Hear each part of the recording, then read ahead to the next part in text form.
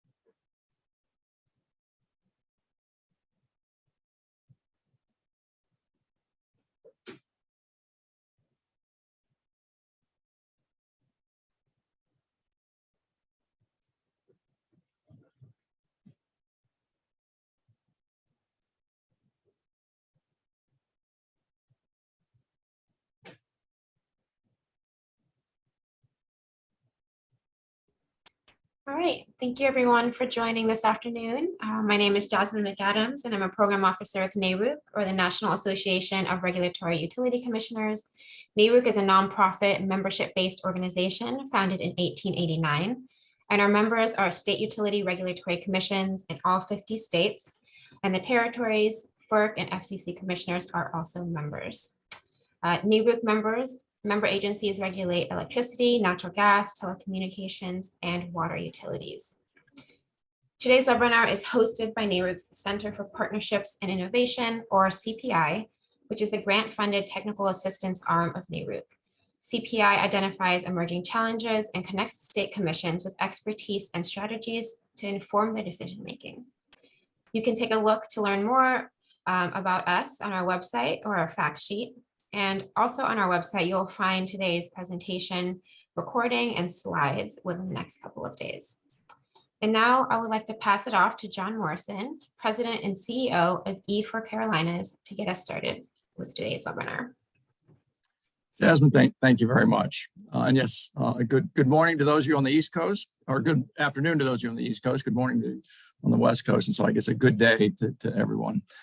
As Jasmine indicated, I'm the president and CEO of E4 Carolinas, which is an industry association that promotes the economic growth of the energy industry in North and South Carolina. But happy to be the moderator today, as two of the presenters on the panel that I'll be introducing are actually members of E4. We have three panelists representing university energy innovation centers across the country. I'm going to introduce them all right now, so that we can just roll from one presentation to the next and preserve the time that we have for questions and discussion at the end.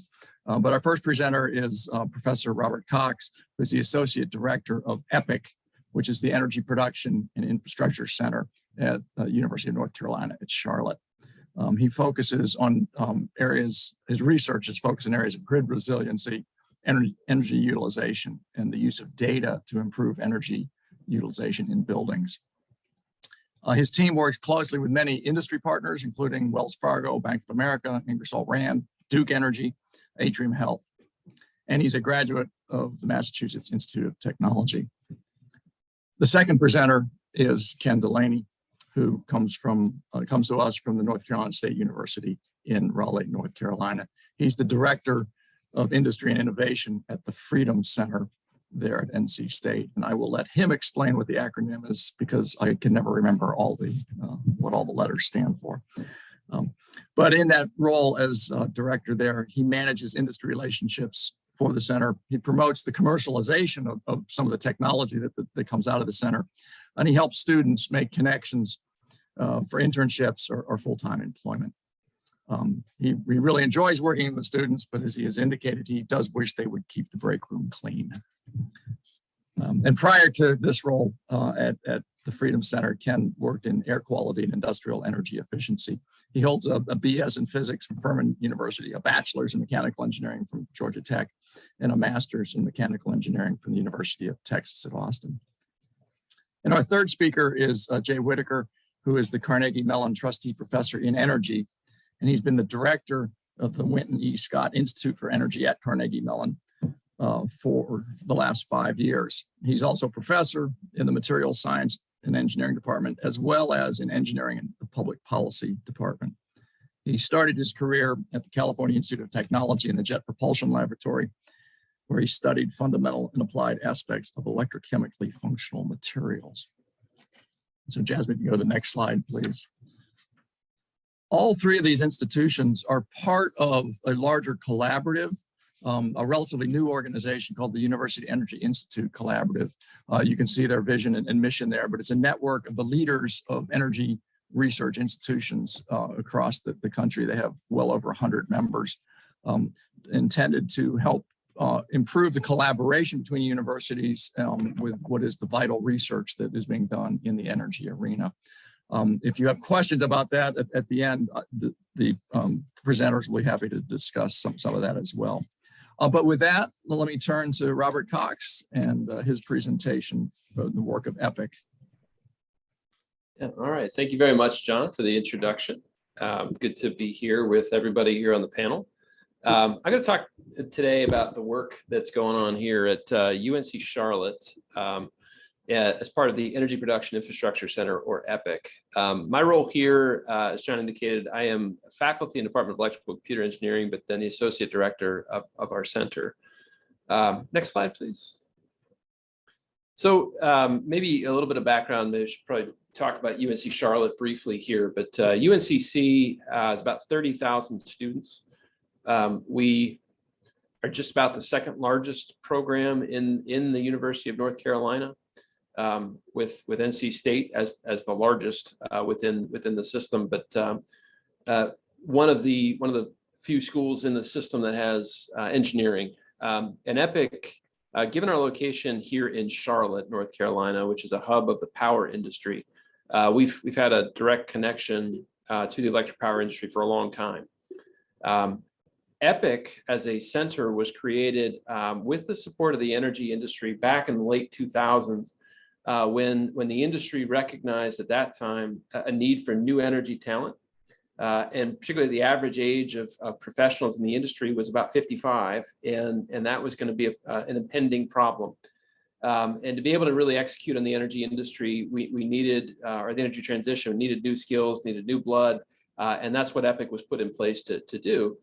So that our actual facility is shown there in the image. That is the EPIC building. And then our center is located within there, as well as several of the departments in our College of Engineering here at UNC Charlotte. EPIC was put together really to be an applied research facility and to find ways to leverage federal partnerships and work with the private sector to be able to deliver on innovation. And as our bottom line there is educating the future engineering set of professionals for the industry. Next slide. So we're an additive research center is the way we like to describe it. EPIC currently has about $20 million in total awards under management. The majority of those are federal dollars. Department of Energy, National Science Foundation are the primary funding sources for us. Department of Energy, the large one. But with our projects, typically what you see there is you've got faculty involvement, faculty like myself or my colleagues that are in an academic department. But then we have a set of dedicated research staff that lead a lot of the day-to-day execution of our work. And then you've got students involved in all aspects of the projects. But we try to be additive in the sense that we're able to provide research staff that can help to direct a lot of the work that we do. And that allows us to be a lot more flexible and to go a lot farther beyond what we would typically see from kind of what we call a single PI, single researcher project effort. And we have a major focus on how we leverage private and public sources of funds, which I'll talk about as I go through here today. Next slide. So kind of major research thrusts for us, the way that we kind of talk about this. The first two there, power and energy management.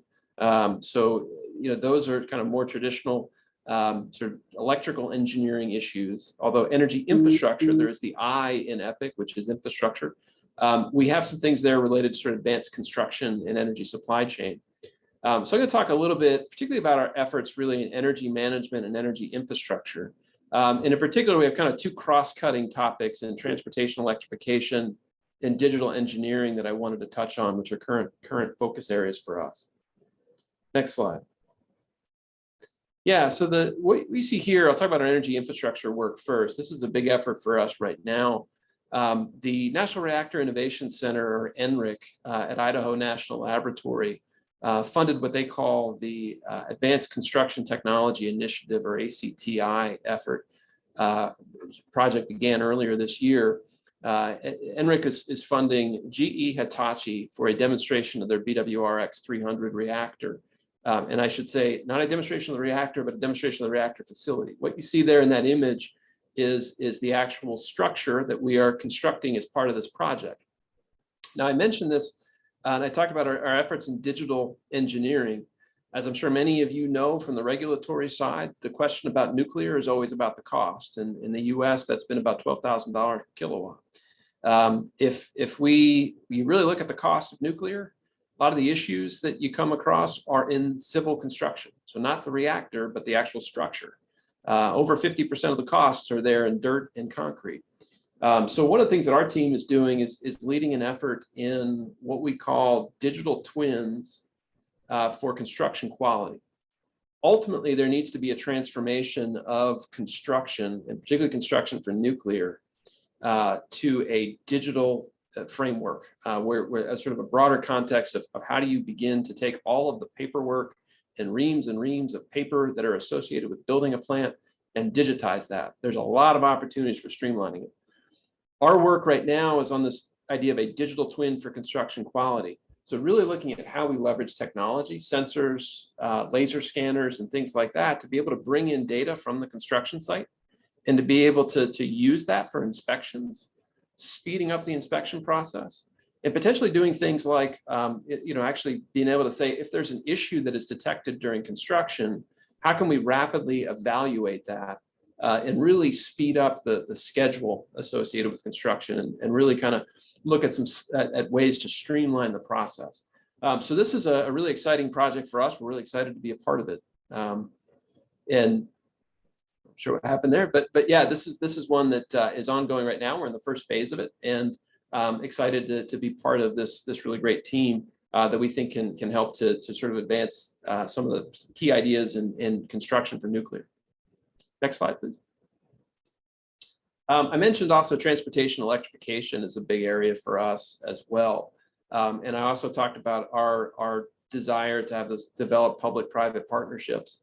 What you see there in the slide is a unit that we developed through funding from the Department of Energy for what we call our pole vault system.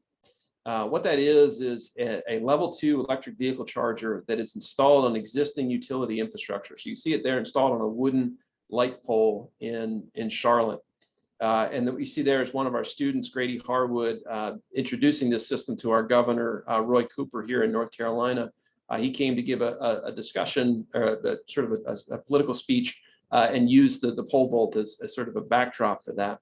One of the things that we were looking to do here is most of the electric vehicle charging that is going to happen at home. We expect over 90% of EV charging to happen at home. Only about 50% of vehicles park at sort of a single family home. And so that really creates an equity issue for folks to be able to get access to this. So, we believe that there's a pretty significant cost reduction potentially. If you could use existing infrastructure like that wooden pole, this actually cuts down on the cost of installing level 2 EVs. That's in a public right of way. And there's a lot of interesting regulatory questions that come up in installing this sort of thing. I like to talk about this one because this is one where we had Department of Energy funding, federal funding that we leveraged along with a partnership from Duke Energy. And Duke has actually worked with us as part of this, was a cost share partner in the project, and they're actually beginning to commercialize that product right now, and to put it both through their regulated offerings, but offer it through their unregulated utility outside of the service area as well. So it's a really interesting sort of example of the ways that we try to leverage our relationships to do bigger things with the utility and to address bigger issues. Next slide, please. Yeah, so going along with the digital twin idea, one of the big things that we're focused on here is looking at how we use digital engineering to plan out for the future. One of our major projects right now, another one that's funded by the Department of Energy, again with partnership from Duke Energy, it's funded through the DOE Solar Energy Technologies Office. What you see in the image up there is the town of Hot Springs, North Carolina, where Duke has developed a microgrid that feeds the town. And there's a couple of things that we're doing here. Duke partnered with us because there were some research questions they wanted to answer. The commission approved this microgrid as sort of a pilot. It is centralized solar plus storage, but Duke wanted to be able to investigate some things around protection that we partnered with them on. But we also wanted to utilize this as looking at how we could begin to use that system and develop a digital twin for planning. So what you see is in that image there in the bottom right is sort of the one-line diagram of coming into that town. So again, there's just you see sort of in the corner there, sort of the existing DER location. But we've been working with Duke to say, well, how could we begin to think about additional PV sort of installed throughout the town? And because we know that in the future, when we think about integrated planning in the future, we're going to have to start thinking about things about detailed hourly analysis, understanding vulnerability, and that there's going to have to be a lot of work that goes on to be able to have sort of advanced DER deployments and utilizing those things for resilience in particular. So there's a lot of interesting work that's allowed us to do, but I say it's a digital twin for planning because basically we're beginning from a twin of the existing system and then using that to do some what if analysis to kind of think about how would we protect a grid that could be reconfigured in different ways to add resilience. Next slide, please. Yeah, okay, and so our other aspect of this is how we begin to value resilience, which is obviously for many of you in the regulatory space, it's obviously a big question. So one of the things that we've been doing, we've had a couple of projects with our state energy office, as well as part of the DOE project that I just mentioned, where what we're trying to do is looking at inclusive planning. The cost to utility after a major event is dwarfed by the cost that a community sees after a major event. And one of the things we've been looking at trying to do is how do we quantify the community impact of major events? And particularly, how do we quantify the impact of a loss of power? So, one of the things we find here in North Carolina, I have this graph here in the upper right, showing sort of outage duration for a metro area, Wilmington, North Carolina. What you see actually, it's kind of interesting in over 10 years of major storm events happening in that particular part of the state, so major hurricanes and ice storms. What you see is the vast majority of long duration outages affect a small number of customers throughout a feeder. And what we actually find from that is that the impact on low income community, which basically is kind of left behind during a storm. The poorest areas are the least mobile and they don't leave. They can't leave. When they lose power, we tend to find large pockets of those in certain areas. And one of the things we want to do is to be able to think about, well, how can we value adding resilience in those areas? So what I have there in that table is just kind of a quick list of some of the example of what we've been trying to do and trying to quantify things like the cost of transfer payments for food damage, so DSNAP benefits, they're called, sheltering costs, self-food preparation. How can we begin to factor this in to value what we would call a community outpost that might have solar plus storage in that community that actually offsets a lot of the costs that the community or that the local government or federal government have to provide by having resilient backup power in a particular part of the community to provide those as sort of essential services and trying to bring those values into the overall process. And my last slide. Yeah, and so we do a lot of work on workforce development, do a lot of interesting stuff here as well. We have energy concentrations that we've created in all of our engineering disciplines, as well as in the MBA program. And over the last couple of years, you see us having about a third of our graduates each year are going into the energy industry in some way in the College of Engineering, and a lot of that's because of the efforts that EPIC does or supports to be able to foster that growth within the industry. So with that, I will conclude. Robert, thank you very much. Ken, turning to you. All right. Thank you, John. Thanks, Rob, for the great presentation. Next slide. So I too am going to start out with a little bit of information about NC State. We are the largest university within the UNC system. Always ranked as, one of the top values, do hundreds of millions of dollars in sponsored research every year. Lots of entrepreneurship coming out of the university. We have effectively 3 campuses. Our center is located on Centennial campus, but there's also main campus and then the biomedical campus with over 50 research centers that cover everything from how to grow better azaleas to fatter pigs to power electronics like we do at FREEDM. Next slide. And so since John couldn't remember, here is the acronym, Future Renewable Electric Energy Delivery and Management Systems Center. We got our start as what's called an engineering research center with funding from the National Science Foundation in 2008. And that grant was specifically to address a grand challenge in engineering. Our particular grand challenge was, how do you modify the distribution grid in order to accept more distributed energy resources? And it started from a top-down approach where you analyze the system, see what systemic changes need to occur. You build the software to manage that. Sometimes you have technologies that need to be developed to implement that system. And then even to build those technologies, you may need some fundamental level research. We completed about 95% of that total research plan over the 10-year funding cycle. And now we organize our research into slightly different categories. This is a picture of our lab. Honestly, that's the cleanest it's ever been. And then that's solar on our rooftop. Next slide. So our current research pillars cover things called wide bandgap power electronics. And I'm going to talk a little bit more about those in a minute. Electric transportation, modern power systems, and then renewable energy systems. So as I like to explain, we don't make solar panels. We make it easier to connect solar panels to the grid. We don't make electric vehicles, but we make a lot of the components and infrastructure that supports electric vehicles, from fast chargers, similar to what Rob was talking about, but some of our research is more at the higher power end, to the drives that may go into electric vehicles, which manage the flow of energy from the battery to the motor. We even do research in electric machines, which are the motors and generators that may be included as part of those systems. We also do, again, in the power systems area, just general feeder studies for our utility members, also work in cybersecurity, economic modeling, all those different areas. Next slide. We are industry sponsored.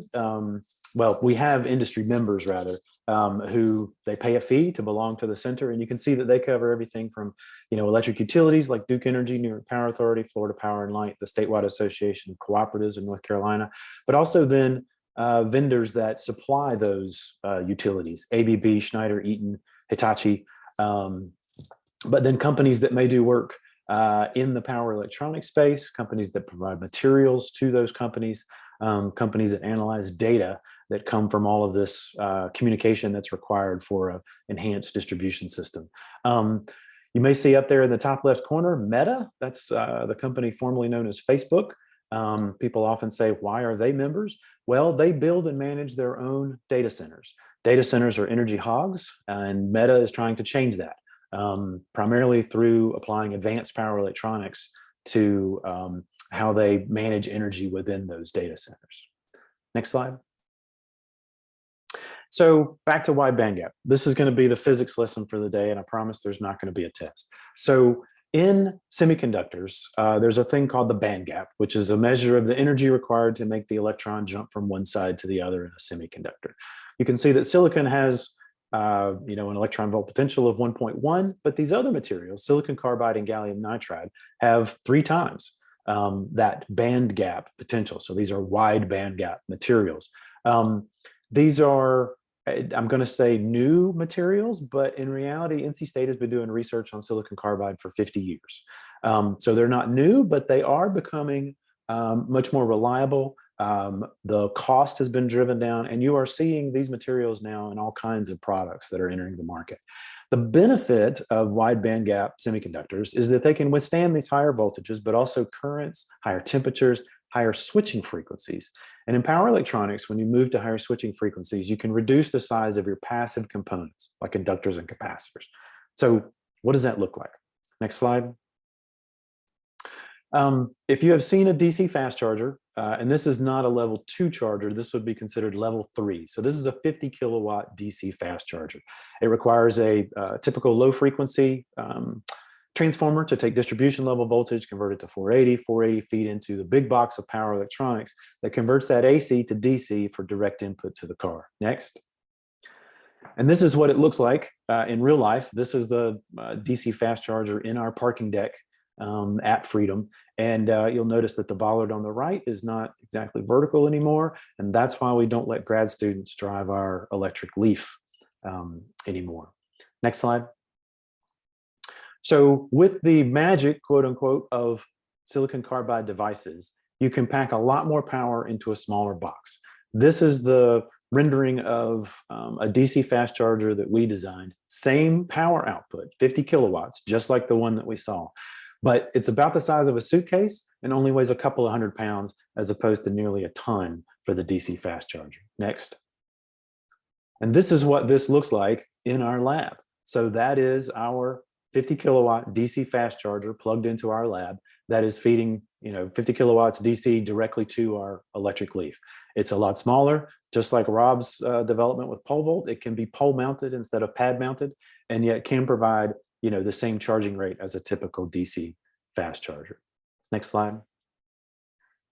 And so with the advent of wide bandgap power electronics and the applications, there are a lot more things that you can do on the grid, both from an application side, but also with grid management.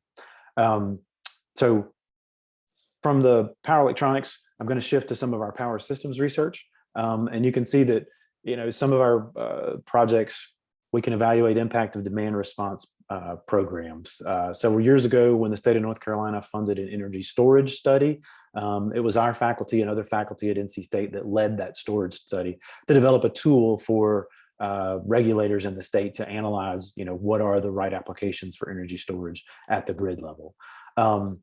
And also your typical things for cybersecurity, for management, even down to the components within transformers and what's going to be necessary for high frequency magnetics, just looking at transformer materials in general. Next. We also do work in renewable energy. Like I said, we don't make solar panels. We make it easier to connect solar panels to the grid. We analyze the impact of solar on particular feeders. We do work in microgrids, including developing microgrid control systems. What you see here in the right-hand image is the delivery of our battery unit that's on an equipment test pad out behind our lab that's now plugged directly into the test microgrid we have in our lab. We're specifically looking at black start capabilities for one of our utility members that was interested in that. Next. When you work in power electronics, you also need to look at how you package those devices. And so when I talk about packaging, it's specifically packaging for power electronics. And you can see, we have another lab that's specifically targeted towards that analysis. When you move to higher frequencies, higher currents, it impacts how you design the thermal management for these devices. So we have an entire lab dedicated to that as well. Next. I mentioned electric machines. The motors that we build are not huge, but they use unique topologies to help define some of the new research, whether it's switch reluctance motors, different types of bar windings, how you adjust air gaps, even how you emulate motor design, which is a big advance in how you can even build additional motors. Next. Yeah, and so that's who we are. Like I said, we cover the range of things from power electronics to power systems, all the way from packaging of power electronics up to their application. Thanks. Ken, thank you very much. And Jay, on to you.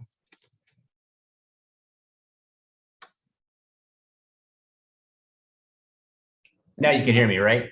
Yes, we can. Perfect. Thanks. I've got a couple slides here, and I'm also actually going to share a couple things. I realized that I could add a couple different dimensions that are probably of great interest to this particular audience that are not on these original slides. So I will do that. Hi, anyway, I'm Jay. I'm the director of the Energy Institute here at Carnegie Mellon University. Next slide. So we have about 150 to 160 folks on CMU's campus who broadly, focus on energy topics. And at CMU specifically, we have these sort of three deeper areas of expertise. Energy tech for current state, the art to the future. I'm not going to read through all these, but certainly decarbonizing and the grid and novel fuel streams and other ways of doing high computational analysis for a variety of things like grid modernization, energy planning, systems reliability and resiliency, all figure in, and I think are very relevant to the general, core interests of this audience that we're with today. And we have, I think, a pretty broad range of people doing that. And I'll get to very specifically one group that I think is most interesting that you probably know, but I wanted to give a quick overview of it. Next slide, please. So again, I already mentioned 150 faculty.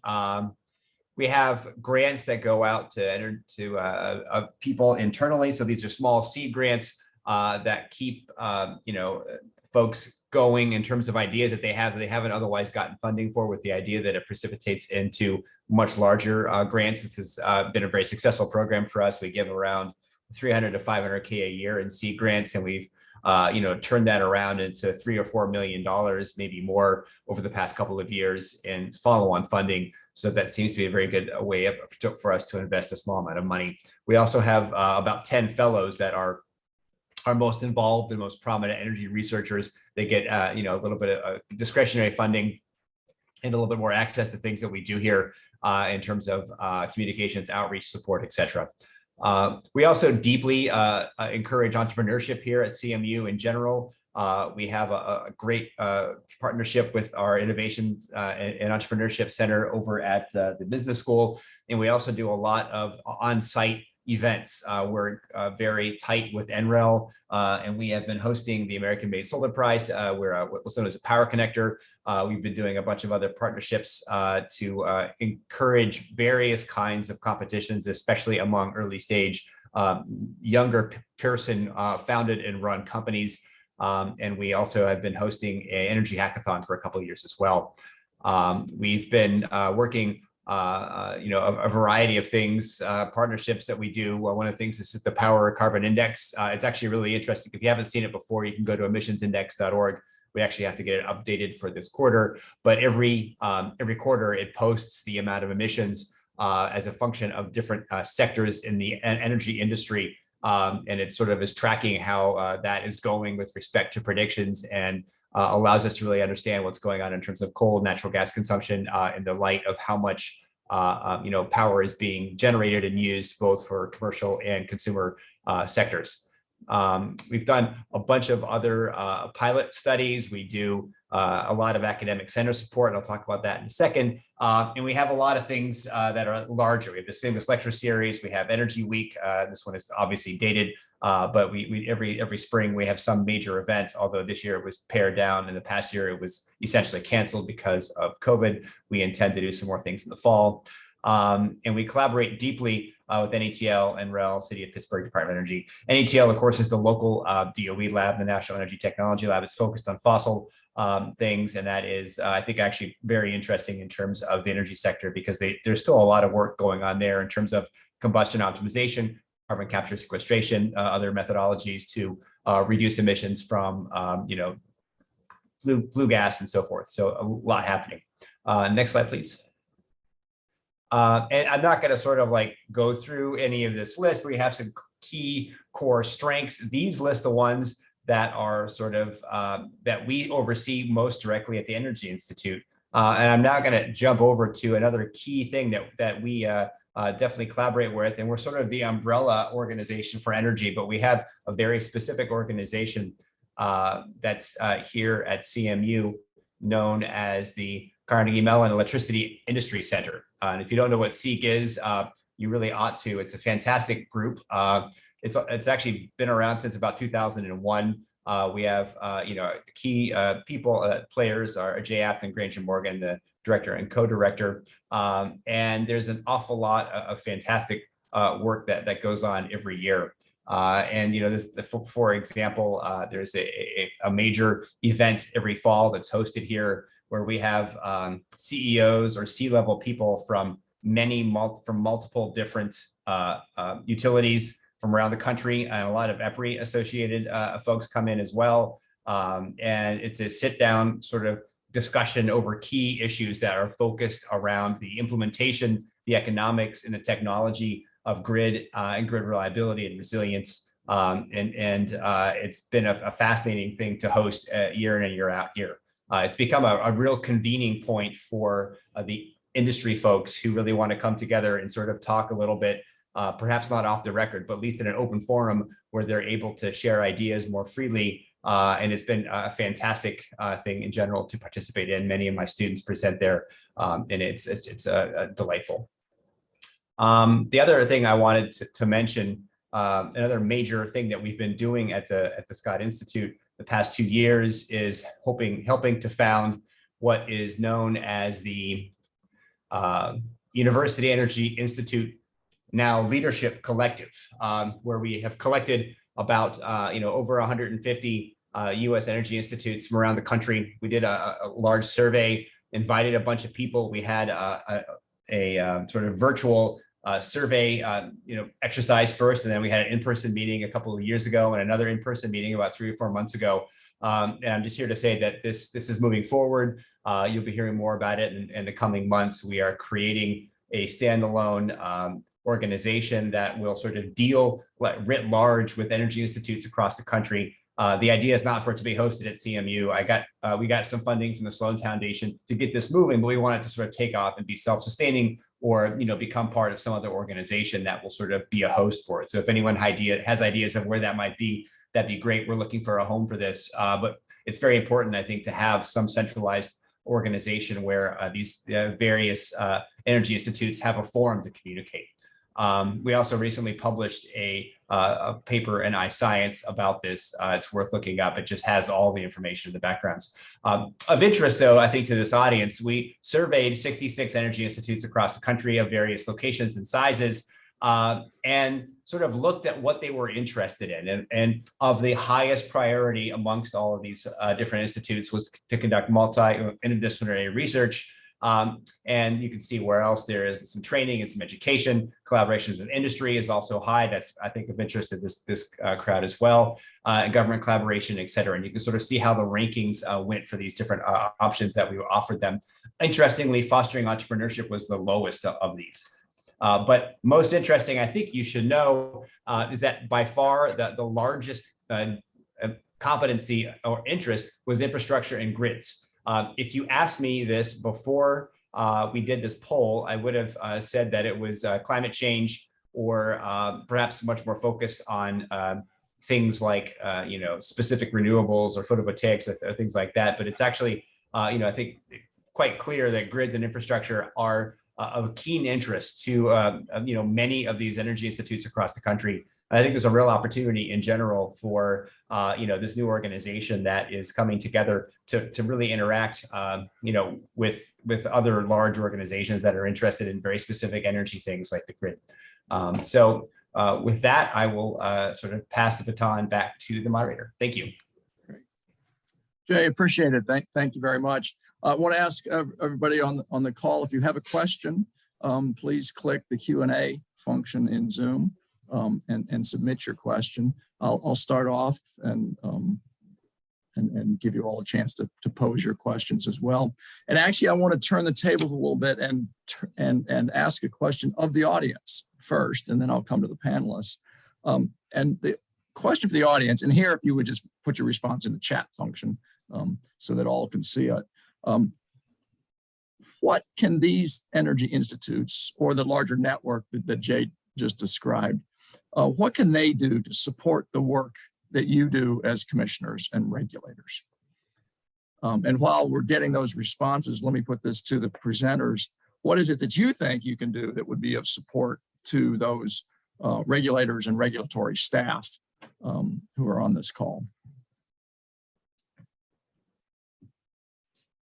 So John, I'll take a quick stab at that. I mean, I think one of the things that I talked about at the end of my presentation there, something we've been trying to do, we've worked closely with our state energy office, in looking at how you begin to value certain aspects of resilience. And and I think Ken can chime in. They've done similar work where you guys did the energy study. I think ways of leveraging our energy institutes to provide the analysis I think that's needed as we think about the energy transition and some of the value, in our case, value of resilience. Ken's group's done sort of value of storage here in North Carolina, trying to leverage the institutes a little bit to provide some of that, I think, guidance on a changing world for the regulatory space is one area where I think we've tried to play a role, and we'll probably try to continue to play a role. Work we're doing right now, a lot of it's around microgrids, and the question is,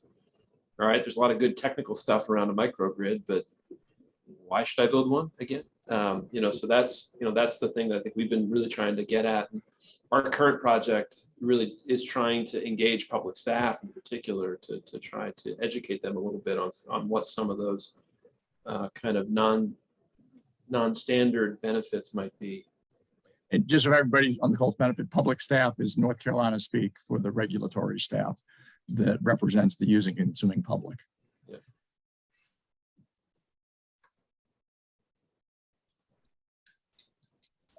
Jay or Ken, any response? If not, Jay, I actually have two questions. One came in and was asked if you would provide the link to the paper that you referenced. Sure. Can I just post that in the chat? Can everybody see it? That would be perfect. Okay, I'd be happy to. You can put that in the chat. And Jay, I guess this question would be most specifically for you. Given that grid and infrastructure was sort of number one on the list of the institutes in that collaborative network, and that really is sort of at the core of what most regulators are working with, or at least a common factor that all regulators, state level regulators are addressing. What do you see as coming out of this network, and possibly out of CMU in particular, but that could be of value, or where those on this call should be sort of paying attention and seeing what's happening? In terms of specific things that really matter for the grid in general, is that what you're asking?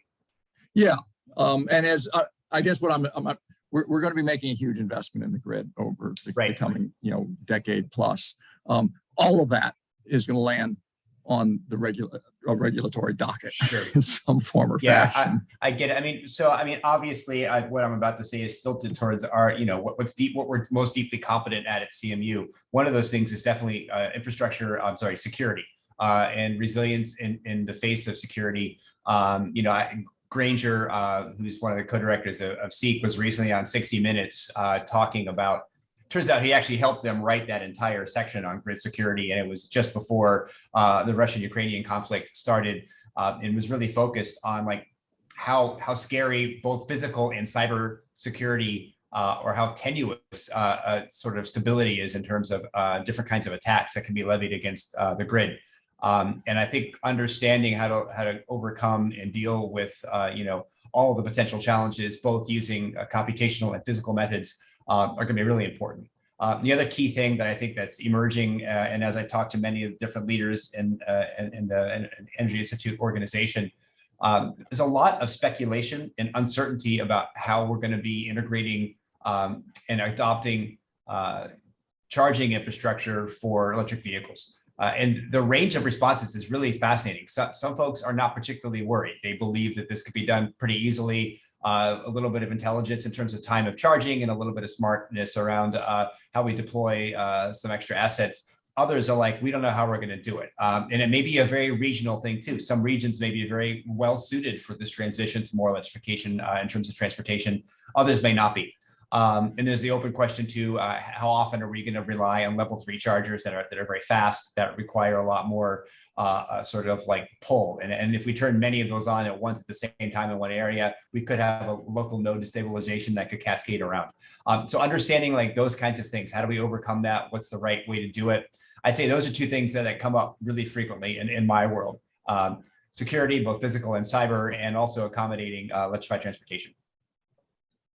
And I guess let me follow up on that issue of electrified transportation. You talked about changing or influencing the time when it's done. Do you have thoughts in terms of whether that would be done, by a sort of physical control or more along the lines of rate design and economic signals that would be sent? Yeah, I think there's an argument for both, and I think that's a really interesting question, right? I mean, our vehicle, and there's a lot of consumer behavior that needs to be assessed as well.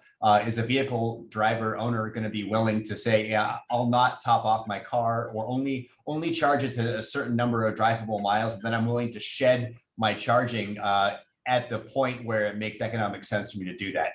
What is that value? How is that done? Presumably that's controlled through a cellular network or some other Wi-Fi 5G situation. So it's not a physical connection. There's some, internet thing that people sign up for. I mean, Tesla has already exhibited an unbelievable amount of control and intelligence around their fleet of vehicles.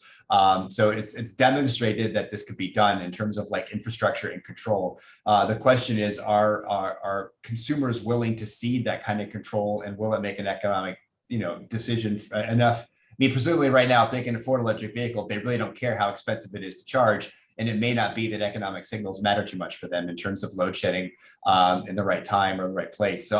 But as we cost down vehicles and they become very common everywhere, there's a very different story to be had, I think. But that's still evolving and it's unknown, I think. And John, I would just like to comment. I mean, Jay's mostly talking, I think, about like residential PVs or passenger vehicles. Yes, that's exactly right. Yeah. Okay. And so we're working on, a 1 megawatt charging station designed for transit buses, refuse trucks, class 8 delivery trucks.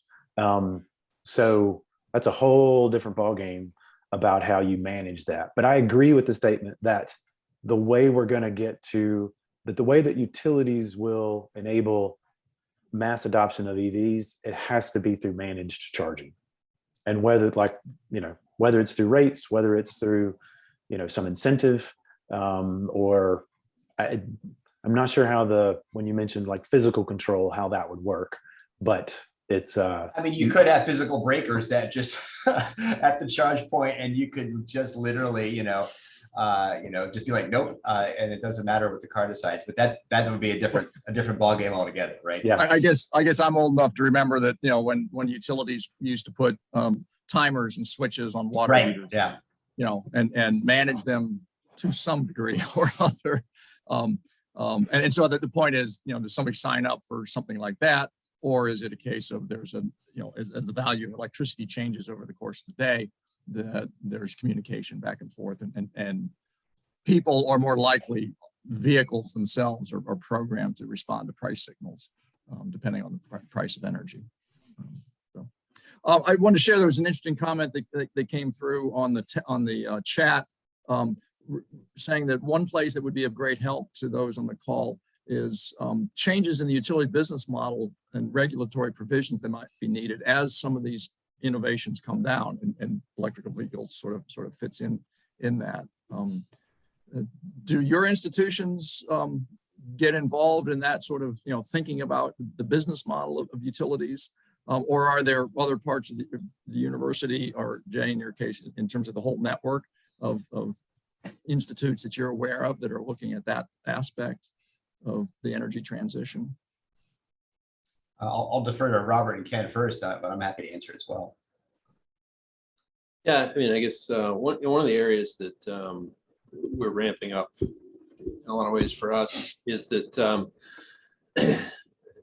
lot of the planning tools that utilities have, I think as you look towards some of these 2050 goals, I go to North Carolina as an example, House Bill 951 here in North Carolina, which basically has a statutory requirement to get to a net zero carbon by 2050. Getting about 70% of the way there is achievable, and I think folks know that. But the rest of the way is a real challenge, and I think there's, this is a utility business model question, but I think it gets into there needs to be a lot of deep thinking about how do you plan for that grid to get that last 20% of the way there to a net zero grid. And it involves everything that was just talked about on managed charging, for instance, because there's this convergence between transportation and just powering of homes and resilience and all of these new concepts that integrated resource planning, as utilities have traditionally done it, is not going to cut it anymore. There's going to need to be a real new look. And I know in a lot of our conversations with utilities, they're saying we don't have the tools to do that. We don't have what we need to be able to kind of think about those problems. How do you change the relationship with the customer? I mean, we were just talking about the managed charging question. That requires a lot of deep thinking about the behavior of customers, and that's going to influence the utility business model moving forward. I think there's a lot of opportunity over the course of the next decade or so to really think deeply about what are the tools that are going to be needed. How do you better engage the customer as part of this? I mean, I think the customer is going to be much more participatory in the utility of the future, and there's a lot of thought that needs to be given to how that plays out. That's a big part of what we're trying to do right now, particularly in this sort of planning environment. How do we, we need a whole new set of tools to be able to think about things. We can't just do spreadsheet planning for resources. We actually have to think about what does the customer do on an hour by hour basis. And that's a totally new framework.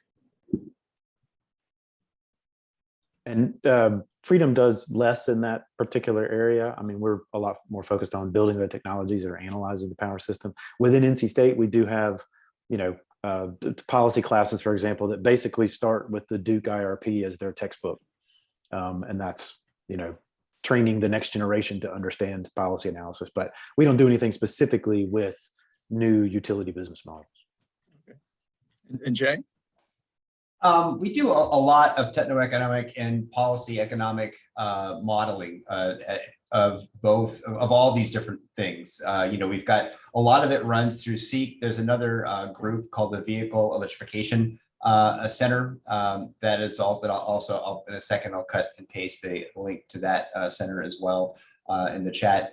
And in both cases, there's a fair amount of rigor put into understanding the various economic and technical trade-offs around these things. I think it's not, at first blush, actually for this audience, it's probably not true. An outsider might think, oh, this isn't too complicated, right? Electricity costs this, and we know that this is going to happen. This is going to happen, and we'll be okay. But the reality is, there's a tremendous amount of feedback loop between all these different types of consumption, locations of consumption, time of day, time of week, time of whatever year, pricing, depending on your regulated, deregulated market, what happens, when you hit a certain amount of renewables, et cetera. And so, CMU has a group of people who are deeply invested in finding, ways to model this and to communicate out what best practices should be. And that's an awful lot of the work that happens at SEEK, actually. Okay. I think all of this sort of revolves around the issue that, utilities essentially have the balancing authority requirement that they, and I'm curious your thoughts, obviously, balancing what you're doing is balancing supply and demand. How much of that balance is going to come from supply side solutions and how much will come from demand side? How do you see the sort of relative proportion of that? Peer into the crystal ball a little bit. I mean, this is an area we've been talking about a lot. I mean, there's a recent IEA report that came out talking about the fact that demand response is expected to grow. I don't remember the actual number, but it was, as significant as battery storage was their projection, which is, I think a really interesting question. Batteries are a great solution, but they're not. Can we really deal with batteries at the kind of scale that are out there? I think that's a big question. I do believe that this idea of the demand response is going to be a huge part of it. Not demand response as we do it now, but demand response for controlling ramp rates, demand response for trying to shift load into the middle of the day when we have excess solar generation. There's a lot lot of focus now, I think, on that question in particular. All right. Yeah, I'll chime in too, since you mentioned storage. As demand response and the economic, value of it goes up, or again, highly regional, very much whether it's CNI or residential, what side of the meter it's run by, et cetera, et cetera. But there's a really interesting thing that happens that as you increase, the value of, various, demand reduction options, it actually encourages customer side of the meter storage, as opposed to mandating larger, integrated storage that happens on the grid. Just because some folks will find that on a handful of days or hours that it makes sense, but they still want to keep operating, they'll just switch to internal battery power and shed load at their own interconnect, and that allows for a different way to encourage storage, but also moderates and doesn't rely on massive amounts of storage that are going to that. I completely agree is not really all that tenable. And I say that as a battery guy who had for a while founded and grew a stationary storage battery company. It was really hard to understand how to integrate this effectively into the grid without many other challenges. I know there's lots of pilots out there and everyone agrees that it has its place. But in terms of solving these problems, it's going to be a portfolio solution. John, I'm going to take the supply side argument. All right. Price of solar is coming down. If you look at interconnection queues, it is all solar. It is all wind. I think that because of this, we will see more local deployment. So essentially behind the meter deployments of solar. Okay. So it's drastically going to increase supply. But those generation technologies create, they're intermittent. And so I guess some of my question is, what's the integration? Because the utility still has the obligation to balance supply and load. And now if the generation is uncertain and not dispatchable under the direct control of the utility. You need to find something better than LCOE as a metric. Okay. I guess that's probably what it comes down to. I mean, that balancing authority question is important, but when you have that balancing authority requirement, LCOE only matters so much because you got to guarantee reliability. And I think we often forget about that. Right. Great. Well, thank you to Jay and to Ken and Robert. We appreciate your comment here. For everybody else on the call, please be aware of this new collaboration, the University Energy Institute Collaborative. Hopefully we'll be seeing a lot more from that. Jasmine, I'll turn it back over to you and any announcements about upcoming events and other things that the participants on this call should be aware of.